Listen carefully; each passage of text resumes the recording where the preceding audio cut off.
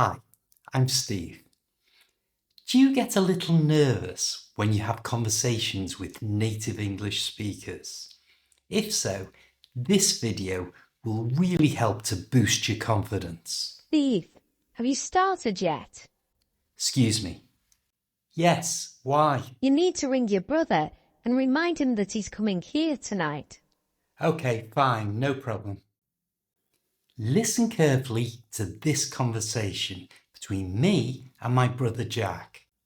Don't worry if you don't understand every single thing that we say, because afterwards I'll go through in detail some of the words and phrases that we used in the conversation that you might not have heard before, so that you can add them to your vocabulary as well.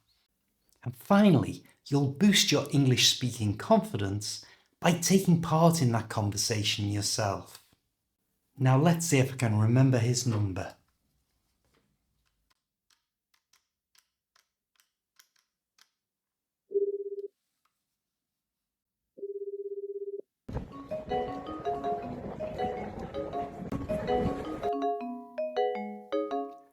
Hello? Alright mate, where are you now? I'm at the shops trying to sort out Dad's birthday present, but I'm drawing a blank. What do you reckon he'd want? He was banging on about his wallet being knackered. You could spring for a new one. That's not a bad shout. Any ideas where I'd get one from? I don't mind spending a few bob for a good one. You could try that new leather shop next to the post office. Their stuff is pricey, but it's top notch. That's a good call. I'll head up there now. You'll have to shake a leg though, or have you forgotten you're coming round tonight for tea? Kerry's been cooking all day. Oh mate, it completely slipped my mind. I'm really sorry. I don't think I'll be able to make it now. Can you let Kerry know I'm sorry? You're joking. You did say you were coming last week, Jack. She won't be best pleased. She's gone all out with the food. I know. I'm kicking myself. It went right out of my head. Let's do it next week instead. And I'll bring a takeaway. Right, I'll let her know. But you know what she's like. She'll go mental. You're going to be in the doghouse. I really do feel bad, mate. My head's been all over the place this week. Work's been mad, and then trying to get Dad's present.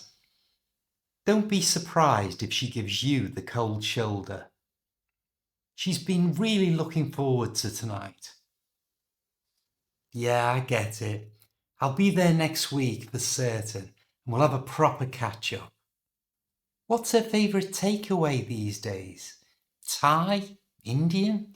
It's still Indian. She loves that place on the high street, so that'd go down well. Anyway, I'll go and see what I can find for Dad, and I'll see you next week. Okay, just don't forget next time, will you? I won't. Cheers, mate. Catch you later. Now let's take just a few minutes to go through some of the words and phrases that were used in that conversation that you might not have heard before. You can get a free guide to the vocabulary used in this video simply by clicking the link in the first comment or the link in the description below. If you're already a member of our English Improvers community, this guide will be sent to you automatically. When Jack first answered his phone, he used the standard hello, but I didn't reply with hello or even hi. I used a really common response, all right. Hello? All right, mate. This is a really common way for people to greet each other in the UK. To say it correctly, make sure the AL at the beginning of the word is pronounced or. Do this by resting your tongue in the bottom of your mouth. Or. You try. Or.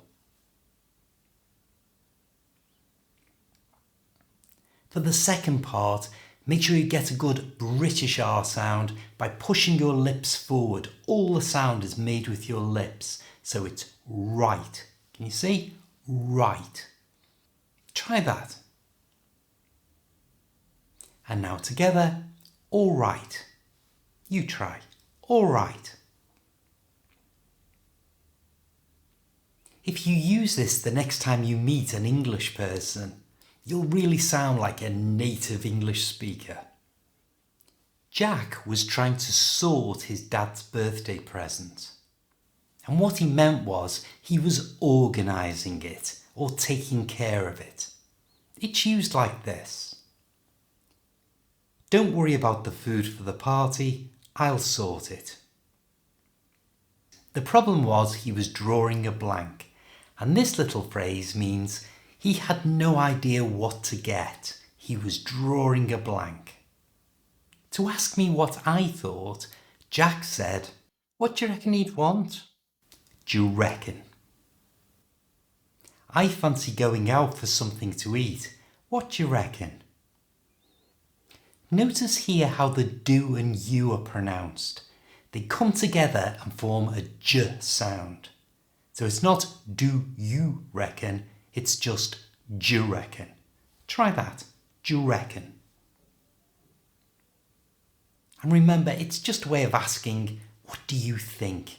Do you reckon? I said Dad was banging on. And to bang on is a phrasal verb that means to talk about something over and over until the point where it gets a little boring. To bang on. And the thing that Dad was banging on about was his wallet, which he described as being knackered, which means it was worn out and needed replacing. It was knackered.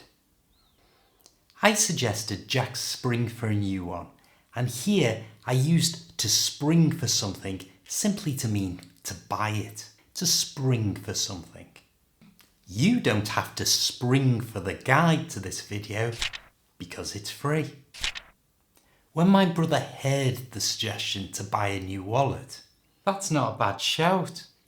He said it wasn't a bad shout, and he meant he thought it wasn't a bad idea. He could also have said it was a good call, which is an expression he used later in the conversation. It was a good call, it was a good idea, it wasn't a bad shout. He also said, I don't mind spending a few bob for a good 'un. He wouldn't mind spending a few bob for a good 'un. Now when I was young,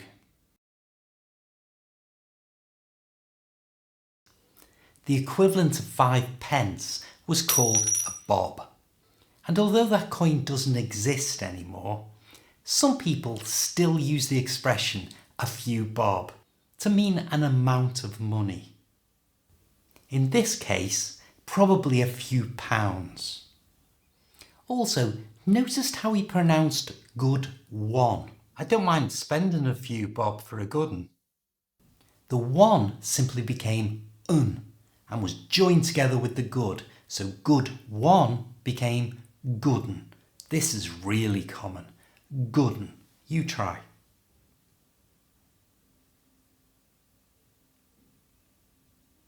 I suggested he went to the leather shop, which I described as a little pricey, which means expensive, but the products they sell are top notch, which means they're really, really high quality. Liverpool Football Club are a top-notch team. I informed him that he would have to hurry by using the expression shake a leg. We're going to be late if you don't shake a leg. And the reason he had to shake a leg was because we'd arranged for him to come round. And this means to visit our house, to come round. You can pronounce this by putting an A in front of round, so it's come around, but quite often it's simply just said come round. And the reason he was going to come round was for his tea. Now let me be honest, I'm sure you think the word tea is really simple, but it's not. It's really complicated, and I'll explain why. When we're talking about the hot drink, tea, it's easy. However, in this conversation, It was being used to describe a meal, and a lot of people in the UK use tea to describe their evening meal, which you might know as dinner, and some people in the UK do call the evening meal dinner. But if you call your evening meal tea, then you probably call your midday meal dinner, which the other people are using for the evening meal. And they probably call the midday meal lunch. I told you, it's really complicated. I'll make a video about the whole thing and try and clear it up. But for now, just know in this conversation, tea referred to an evening meal. This whole arrangement of him coming round for tea had slipped his mind, which means he'd just forgotten about it. It had slipped his mind. Mainly because he's an idiot. I told him Kerry would not be best pleased. This expression sounds grammatically wrong, to not be best pleased. However, it's really commonly used in exactly that way, to not be best pleased. In other words, to not be happy. How was your trip? I wasn't best pleased. It rained every day. Now, she'd gone all out to prepare the food, which is another way of saying that she put all her effort into making it. She'd gone all out. My brother said, I know, I'm kicking myself, it went right out of my head, which is another way of saying he was angry with himself for forgetting. He also offered to bring a takeaway next week, and a takeaway is any ready-cooked meal that you buy from a shop that you bring home to eat. So fish and chips is a takeaway. I said Kerry would go mental, which means she would be as angry as she could possibly be. She would go mental. And that he would be in the doghouse, which is another way of saying he would be in trouble with her, and it would take quite a while before she forgave him. He would be in the doghouse. Jack explained, my head's been all over the place this week. Work's been mad. Which was his way of saying that he had so much going on in his life that he couldn't really deal with it all. He felt overwhelmed. Part of the problem was that work was mad. And this means his work was very busy at the moment. I warned him that Kerry would give him the cold shoulder, which is an idiom that means she would ignore him for a while and not be very friendly. She had really been looking forward to Jack coming round, and to be looking forward to something in this conversation means to be happy that something is going to happen. Isn't it your birthday next month? Yes, but I'm not looking forward to it. Jack said we would have a proper catch-up, and he meant we would have a friendly chat about what's going on in our lives. A proper catch-up. Now, Kerry loves an Indian takeaway, and I told my brother that if he brought that around to our house next week, it would really go down well. And that's just another way of saying that she would really enjoy it. It would go down well. Jack finished the call by saying catch you later, which is used in exactly the same way as see you later. Now it's your turn to gain confidence in speaking in a fast, natural conversation. You're going to take Jack's place and your words will appear on the screen as you need them. For the best results, speak out loud.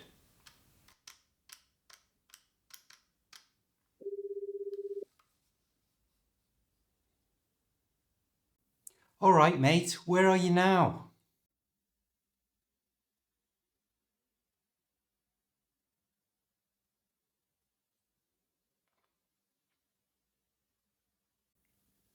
He was banging on about his wallet being knackered. You could spring for a new one.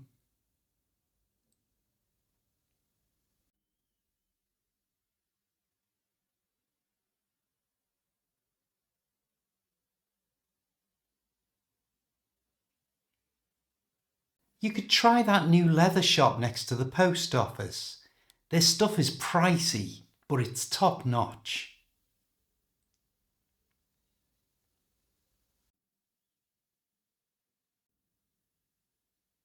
You'll have to shake a leg though, or have you forgotten you're coming round tonight for tea? Kerry's been cooking all day.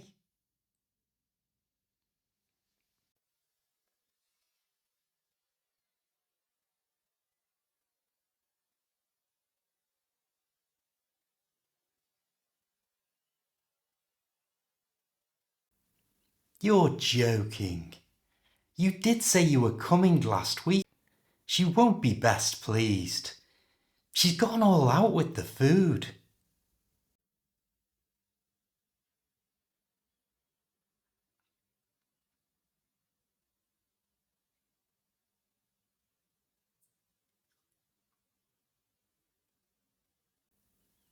Right, I'll let her know. But you know what she's like, she'll go mental. You're going to be in the doghouse.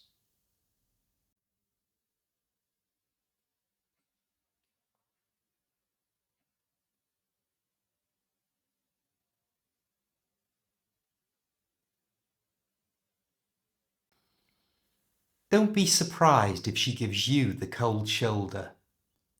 She's been really looking forward to tonight.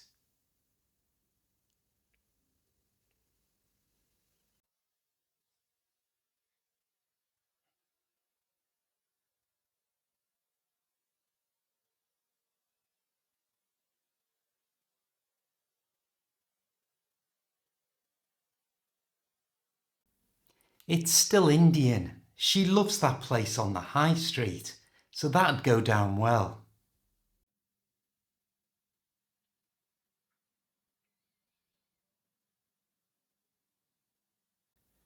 Okay, just don't forget next time, will you?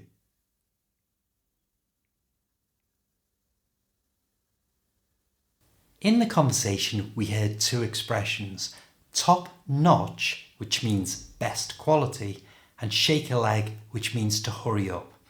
So shake a leg and watch this top notch English lesson.